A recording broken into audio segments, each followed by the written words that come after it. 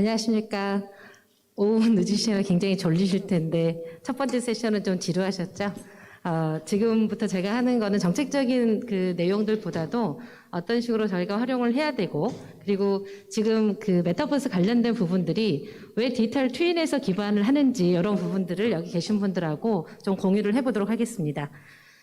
사실은 제가 얼마 전에 그 KBS에 지금 LX 공사와 같이 제작했던 그 생과 함께 프로그램에서 전주시를 너무 많이 노출을 시켜가지고 저보고 고향이 전주냐고 묻는 사람들이 엄청 많습니다. 전주하고 저는 아무런 상관이 없지만 LX 공사가 또 전주에 같이 있고, 또 과거에 그 행안부의 유서비스 지원 사업들을 LX 공사가 전주로 이전하고 나서 다양하게 융합 서비스들을 또 했었던 적이 있거든요. 그때도 뭐 드론이라든가 데이터 결합에 관련된 부분만큼은 이제 LX 공사가 여러 가지 다양한 사업들을 이미 하고 있었기 때문에 저는 사실 디지털 트윈을 하기 전에도 이미 LX 공사와 다양한 어떤 데이터에 관련된 사업들을 같이 계획도 하고 고민을 했던 일인 중에 한 명입니다. 그래서 사실 오늘도 발표 시간이 굉장히 제약적이기 때문에 앞서 굉장히 다양한 디지털 트윈에 대한 정책들도 얘기를 하시고, 또 뒤에 다양한 그 기업에서 오신 분들이 디지털 트윈의 기술에 대해서는 말씀들을 하실 거라서 오늘은 가능하면 메타버스의 디지털 트윈을 어떻게 접목을 해야 되고 이 부분이 어떤 의미가 갖는지 이런 부분들을 제가 좀 설명을 드리도록 하겠습니다. 제가 말을 빨라서 무조건 15분 안에 맞출 수 있으니까요. 혹시라도 타이밍을 놓치시면 손을 들어주시고 없으면 쭉 가도록 하겠습니다. 전체 제가 원래 할당 받은 거 제목을 우리 그 전주시 관계자 분이 하셨는지 LX 하셨는지 모르겠지만 저에게 처음에 메타버스에 관련된 얘기를 해주십사 하셨는데, 또 서브 제목으로 디지털 트윈의 어떤 총화, 디지털 전환의 총화로 디지털 트윈을 또 설명을 같이 해주셔서 본의아니게 장표는 길었지만 배포된 자료를 좀 참고를 하시면서 앞에 메타버스 관련된 부분들을 한번 봐주시면 좋을 것 같습니다. 메타버스 관련된 부분들을 제가 그 11월 30일 이때 버전까지 자료를 좀 업그레이드를 좀 해봤는데요. 아마도 그 LX 공사가 또 그 저쪽에 거제도에서 디지털 산단 관련된 부분에 대해서 검토를 하실 때도 원래 디지털 트윈의 어떤 그 디지털 산단을 얘기를 했던 부분들을 지금은 이제 메타버스 산단으로도 전환을 준비를 하고 있습니다. 그래서 그때도 잠깐 이런 부분들에 대해서 언급을 했었는데 메타버스에 대한 사람들의 생각이 저는 되게 궁금했어요. 왜 갑자기 메타버스가 튀어나왔을까?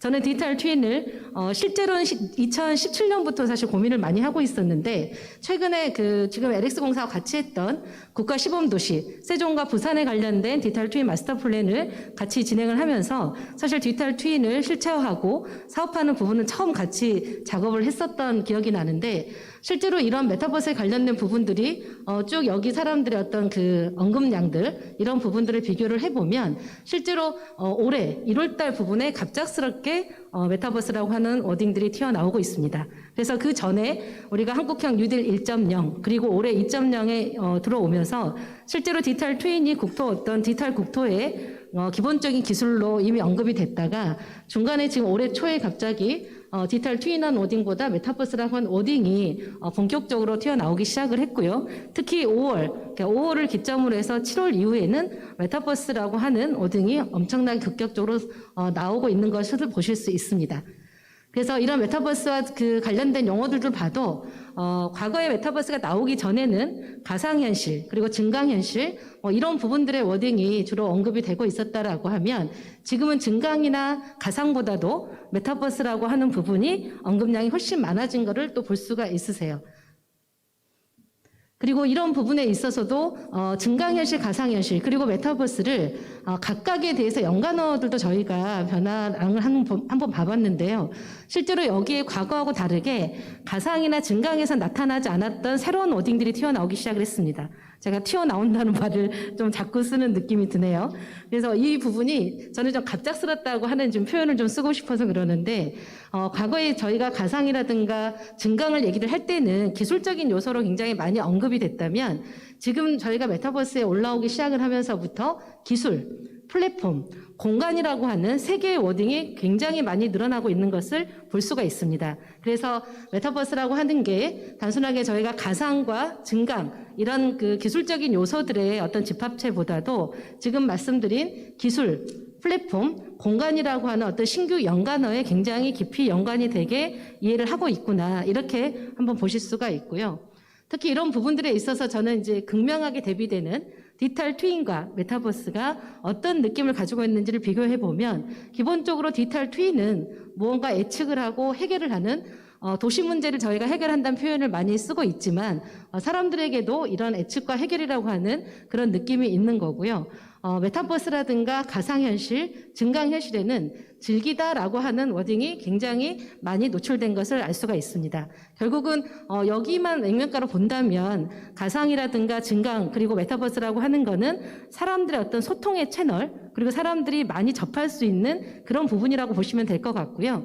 디지털 트윈에 있어서는 어떤 도시의 정책 그리고 행정 이 모든 분야에 대해서 무언가 문제를 해결할 수 있는 도시 문제 해결의 어떤 의사결정 지원의 도구로서 어떤 그런 컨셉으로 이해를 하시면 어떨까 싶습니다. 이 부분에 있어서도 마찬가지로 좀 재밌는 포인트가 있는데요. 이쪽에 보시면 가상이라든가 어떤 증강, 현실 이런 부분에 있어서도 이거는 MZ세대가 특별히 뭐 그런다고 얘기는 하지만 사실 여러다 보면 이분들은 가상과 현실은 현실에도 있는 거고요. 실질적으로 메타버스 안에서도 가상과 현실이라고 하는 새로운 세계관들을 가지고 있어요. 그래서 단순하게 저희가 여기는 현실 그리고 버추얼한 공간은 가상 이렇게만 생각을 하는 게 아니라 실제 메타버스 안에서도 가상과 현실 그리고 그것을 왔다 갔다 하는 어떤 소통의 채널이 메타버스에선 가능하다라고 하는 그런 생각들이 있는 것 같습니다. 그래서 저희가 현실과 가상 그리고 어떤 메타버스에 대해 어떤 현실 세계, 가상 세계 어떤 인식의 변화가 요새 말 그대로 젊은 친구들, 우리가 MZ세대가 대표하고 있는 사용자 그룹을 본다 그러면 저런 세계관을 이해를 못하게 되면 저희가 메타버스라는 서비스를 만들어도 실제로 그분들이 사용할 수 없다. 그래서 우리는 저런 세계관을 좀 이해를 해야 되지 않을까 그런 생각을 하고요. 오른쪽의 메시지는 앞에 지금 그 주요 부처께서 관련된 부분에 대해서 계속 언급을 하고 계시지만 계속적으로 나오고 있는 플랫폼 그리고 공간 이 부분에 대해서도 좀 집중을 해 보실 필요가 있을 걸로 보입니다. 디지털 트윈 기반의 메타버스 이게 지금 이제 저희가 오늘 저희가 좀 주제가 될 것 같은데 아마도 전주시도 2018년부터 지금까지 다양한 디지털 트윈에 대한 시도도 하고 있고 도시 전체를 디지털화하기 위해서 엄청난 발전을 하고 있으시죠. 그래서 기본적으로 저희가 정부가 내년에 새로 출범을 하겠지만 그 출범에 앞서서도 이 메타버스라고 하는 서비스를 뭔가 준비를 하는 데 있어서 전주시만큼 준비된 데는 없을 거라고 저도 생각을 하고 있습니다. 그래서 이런 디지털 트윈이라고 하는 부분들이 일단은 버추얼한 공간을 뭔가 서비스를 할 수 있는 기본 플랫폼 이것들을 갖춰놓고 그 안에서 어떤 공간의 데이터 이런 부분들에 대한 갱신체계라든가 관리체계만 정확하게 제공이 된다면 충분히 메타버스 서비스까지 연결을 하는데 문제가 없을 것이다 이런 생각이 좀 들고요. 이런 부분에 있어서도 실제 어떤 세대별로 어떤 이거 서비스에 대한 생각들도 그렇지만 미래를 예측한 어떤 디지털 트윈 기반의 서비스 하에서 이런 세대별로 필요로 하는 어떤 문제들을 해결을 해주는 그런 어떤 접점의 채널이 메타버스라고 하는 채널로 이해를 하면 어떨까 싶습니다. 개념에 대해서도 잠깐 말씀을 드리는데 메타버스에 대한 정의는 사실은 현재 진행형입니다. 계속적으로 메타버스를 단순하게 가상에서 뭔가 게임을 하고 가상에서 아바타가 뭔가 이렇게 워킹을 대신 해주는 이런 부분으로 이제 생각을 하는 분들이 많은데 기본적으로 그 생각 해석에 따라서는 저는 기본적으로 이렇게 정의를 좀 했습니다. 일단 여기서 말씀드리는 것처럼 굉장히 상호작용이라고 하는 워딩 그리고 뭔가 3D 가상세계 결국은 어떤 상호작용이 발생할 수 있는 가상과 현실을 연결하는 어떤 서비스들 이런 부분들은 이제 메타버스로 인식을 하는 분야들도 있고요. 기본적으로 저희가 어떤 3D 기술이라든가 가상 기술 이런 부분을 증강된 현실을 보여준다. 그래서 디지털 트윈의 세상으로 인터넷의 어떤 확장판이다. 이런 해석들도 있습니다. 그렇지만 이제 가장 많이 나오는 것들은 기본적으로 디지털 트윈이 어떤 가상이잖아요. 그 가상에서도 이런 어떤 그 서비스에 체감을 하고 어떤 그 서비스에 대한 몰입도 이런 부분들을 높일 수 있는 그런 세상들을 어떤 메타버스의 어떤 하나의 채널로 보고 있고 우리가 온라인 그리고 오프라인 이렇게 해서 저희 정부 서비스도 다양하게 서비스를 하고 있잖아요. 그렇다면 메타버스도 하나의 어떤 그런 채널로 새로운 어떤 영역을 차지하지 않을까 이렇게 생각을 하고 있습니다. 그래서 일반적으로 많이 이제 논의되고 있고 하는 뭐 페이스북이라든가 마이크로소프트 강에서도 실제로 이런 부분들은 뭔가 효과적으로 체감할 수 있도록 실감 기술들에 대해서 사실 언급을 많이 할 것 같지만 거의 언급을 안 하시고요. 실질적으로는 어떤 증강이라고 하는 그리고 가상이라고 하는 그 공간에서 어떤 채널 역할을 할 건지에 대한 고민들이 굉장히 많이 하고 있는 상황입니다. 그래서 어떤 공통적으로 저희가 이제 속성을 보면 이거는 이제 사실은 여러 가지 측면의 해석이 좀 있어요. 공통적으로 등장하는 어떤 메타버스 속성에 가상, 증가, 그리고 현실 세계와 가상세계 융합, 상호작용 이런 애들이 쭉 나오지만 사람들이 인식에는 아바타가 가장 세요. 이 아바타만 있으면 전부 다 메타버스라고 하는데 사실 전주시 같은 경우는 디지털 트윈의 기반이 다 만들어졌잖아요. 거기에 아바타라고 하는 녀석만 살짝만 끼워놔도 이미 메타버스 도시가 되는 겁니다.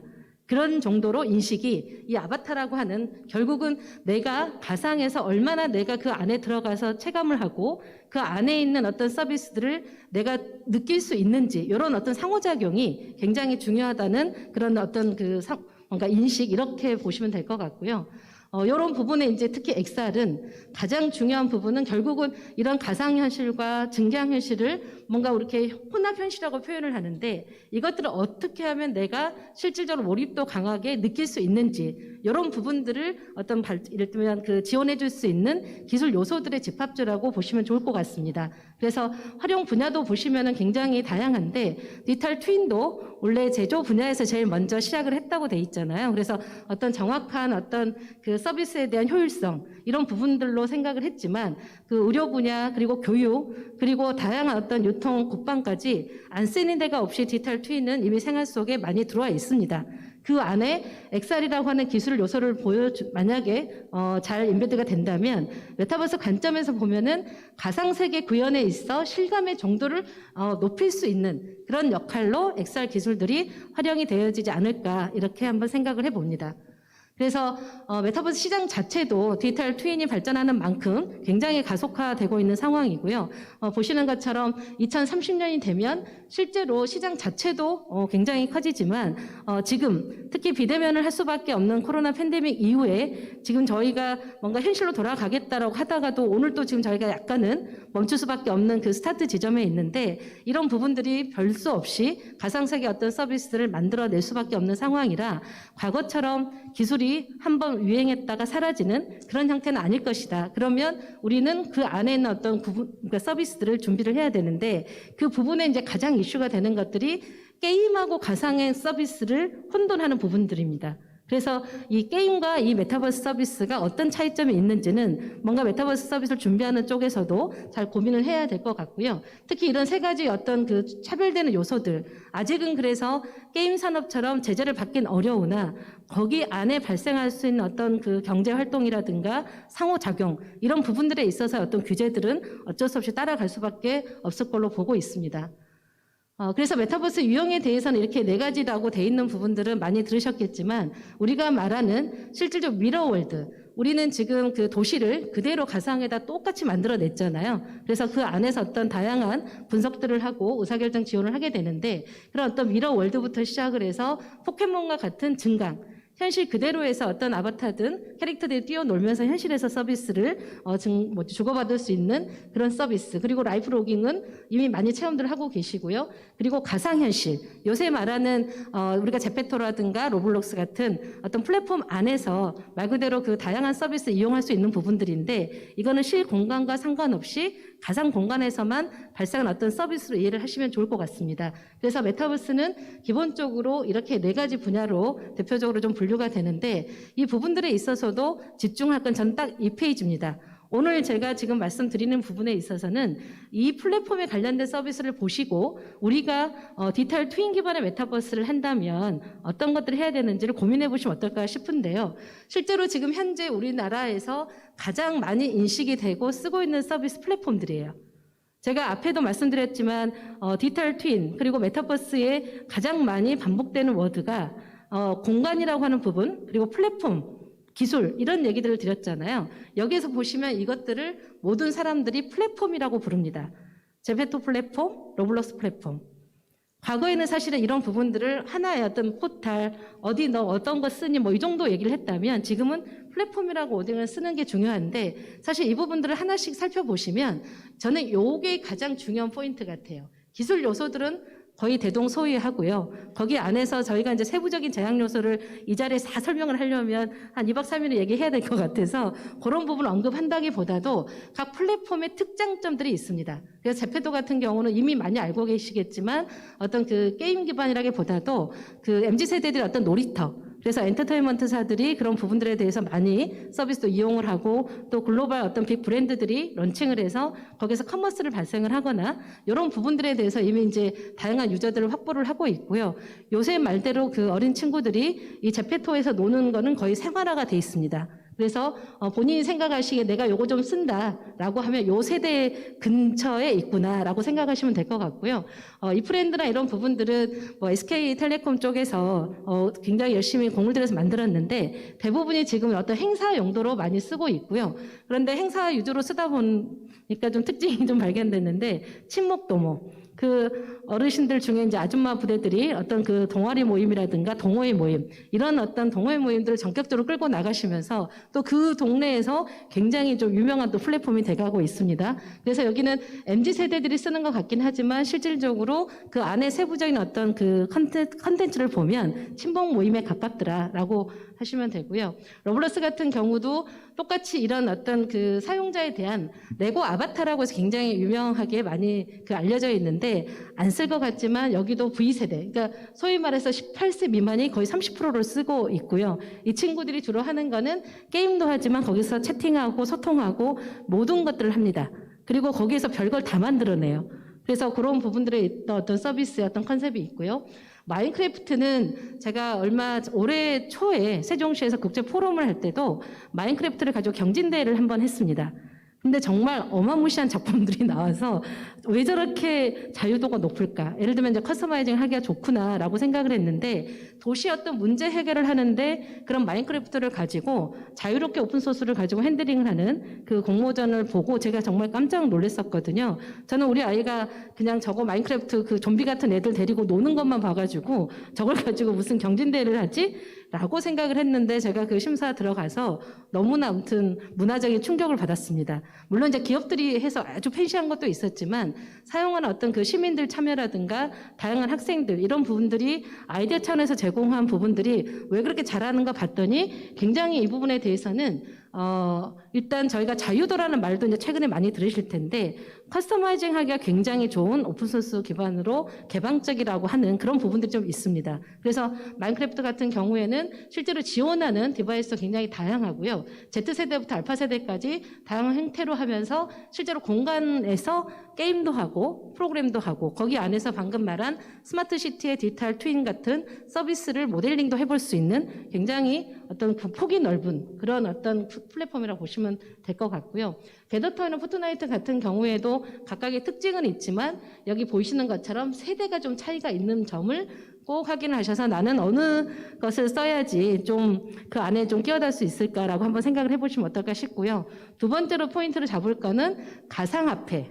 요 부분이 있는지 없는지를 또 보셔야 됩니다. 제가 또 이 얘기를 하면 이것도 코인에다가 투자를 해야 되냐, 블록체인을 해야 되는지 말아야 되는지 이런 얘기들을 하시는데 사실은 처음에 그 메타버스를 정의를 할 때 경제 활동이라고 하는 부분들을 말씀을 드렸잖아요. 단순하게 지금 거기 안에서 뭐 놀고 어떤 화폐를 보상하는 이런 개념보다도 지금 전주시의 과장님께서도 말씀을 하신 것처럼 전주시 안에서 발생하는 다양한 뭐 페이하고의 어떤 연동이라든가 그 안에서의 경제 활동, 뭐 주문도 하고 거기에서 뭐 우리로 말한 아나바다나 이런 것들도 할 수 있는 그런 이제 플랫폼 안에서 구현이 가능하도록 하는 데는 이 화폐가 굉장히 중요합니다. 그래서 이런 화폐를 어떤 것들을 활용을 해서 어떻게 연동을 할 건지 이런 것들도 정책적으로 우리한테 맞는 특히 이제 공공 서비스 한다 그러면 공공의 어떤 그 제도적인 이슈가 없도록 할 수 있는 것까지 포함해서 고민들을 해야 되는데 이 사용자 구분을 보는 건 재미로 볼 수가 있지만 왜 이들이 열광을 하는지는 꼭 보셔야 될 포인트고요. 두 번째는 뭔가 경제활동에 기반이 되는 가상화폐들을 어떤 것들을 주로 사용을 하는지, 그리고 여기 안에서 주된 서비스가 어떤 건지, 여기에 따라서 서울시에서도 메타버스 플랫폼에 대한 그 발표를 해놨지만 대부분이 각각의 플랫폼들을 잘 활용을 해서 전시, 관광, 그리고 어떤 그 민간 서비스들, 이런 부분들을 플랫폼과 연동하는 부분들을 고민을 하고 계십니다. 하지만 팁으로 알려드리면 제페토는 절대 커스터마이징을 해주지 않습니다. 본인들의 어떤 플랫폼 안에서 할당을 받아서 쓰셔야 되고요. 밖에 소문에는 기본적으로 1억부터 시작을 한다고 되어 있지만 사실은 이제 실제로 서비스를 할당을 하시면 그 정도 비용은 아니지만 기업이나 기관에서 아마 저런 플랫폼들을 정식적인 서비스로 한다면 아마도 그런 비용에 대한 부담도 있겠지만 커스터마이징에 대한 제약 요소들 때문에 굉장히 정석성이 될 수 있는 부분은 없잖아 있습니다. 그래서 대부분이 이런 부분들 때문에 결국은 또 우리도 플랫폼을 만들자 해서 정부에서 행안부도 준비를 하고 있고요. 과기부도 플랫폼 만드시겠다고 합니다. 그래서 이런 부분들은 참고를 하셔서 정책에 활용을 하시면 될 것 같습니다. 그리고 이 부분에 있어서도 이거는 이제 참고 자료를 보시면 좋을 것 같은데요. 메타버스의 그 주요 특징들도 여기 보면 플랫폼 활용도, 예를 들면 정책 자유도라고 하는 부분이 있잖아요. 이게 제가 좀 전에 말씀드린 부분들이에요. 그러니까 플랫폼에 대해서는 대부분 유저들이 와서 활동을 하는데 제가 제페토가 제일 앞에 있어서 자주 말씀을 언급을 합니다만 30명의 유저 제한이 있습니다. 한 공간에서. 이거는 이제 기술적인 이슈도 있고요. 초기에 만들어진 배경에도 영향이 분명히 있습니다. 그래서 처음에 제페토가 만들어졌을 때는 말 그대로 그 아이돌 친구들의 어떤 그 팬사인회라든가 그런 이제 클럽 활동을 어떤 중심으로 하다 보니까 저런 형태대로 구성이 돼서 사실 그 자체로도 이미 서비스가 잘 되고 있기 때문에 그걸 굳이 늘릴 필요가 없어요. 하지만 이런 부분들에 대해서 정부에서 서비스를 만든다 그러면 저걸 고민을 하셔야 될 것 같고요. 활용도 부분이 공간을 활용한 수익 창출, 이 부분이 이제 아까 말씀드린 경제활동 부분이고 마지막으로 정책의 자유도, 이 부분을 얼마만큼이나 기본적으로 제작할 수 있는 툴킷 그리고 제작할 수 있는 자료들을 줄 거냐 그리고 그걸 갖다 붙일 거냐인데 마지막으로 이것만 제가 말씀을 드리면 이 자유도, LX가 지금 공간정보 플랫폼을 제공을 하고 그 플랫폼 위에서 만약에 전주시가 이런 메타버스 서비스를 올려야 된다면 그 플랫폼이 이 안으로 들어올 수 있고 또 거기 안에서 자동으로 2D를 3D로 변환을 하거나 그리고 거기 안에 디지털 콘텐츠들이 얼마나 자동으로 변환을 할 수 있느냐 이런 부분들의 어떤 그 뭐라 그러죠? 그 범위 이런 자유도에 관련된 내용들이 결국은 그런 어떤 그 기본적인 기능에 대한 제공으로 보셔야 될 부분이 분명히 있다. 그래서 이 부분들을 고려를 해서 사실은 이제 메타버스에 관련된 부분들은 정책적으로 활용을 하시면 좋겠다라는 생각을 하고요. 사실은 오늘은 굉장히 이제 짧은 시간에 저희가 설명을 좀 드려야 돼서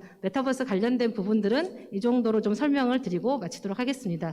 그리고 뭐 나중에 이런 지금 앞에 전주시에서도 계속 언급을 하셨기 때문에 제가 이 내용들도 좀 준비를 했었는데요. 이 플랫폼에서 이 컨텐츠들을 이용하는 부분들이 그냥 구글 플레이 생각을 하시면 됩니다. 그런 형태대로 이제 구성을 해야 되는데 관에서 저런 부분들을 고려를 할 때는 이 부분보다도 이 부분에 대한 내용들을 검토를 하셔야 돼요. 잠깐만요. 제가 여기에 넣어놨는데요.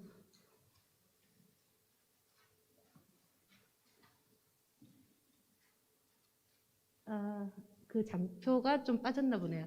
이게 지금 제가 공공기관 부분도 제가 정리를 좀 해놓은 자료가 있는데 기관에서 할 때 어떤 식으로 저런 그 경제활동을 할 수 있도록 하는지 이런 부분들도 한번 나중에 참고를 해보시고요. 시장 동향에 대해서는 간단하게 보시면 되겠지만 디지털 트윈과 물려가지고 우리가 어떤 식으로 서비스를 연동을 하고 확대를 할 건지는 또 시간이 되면 또 추가적으로 나중에 설명을 한번 드리도록 하겠습니다. 오늘 발표는 여기까지 마치도록 하겠습니다.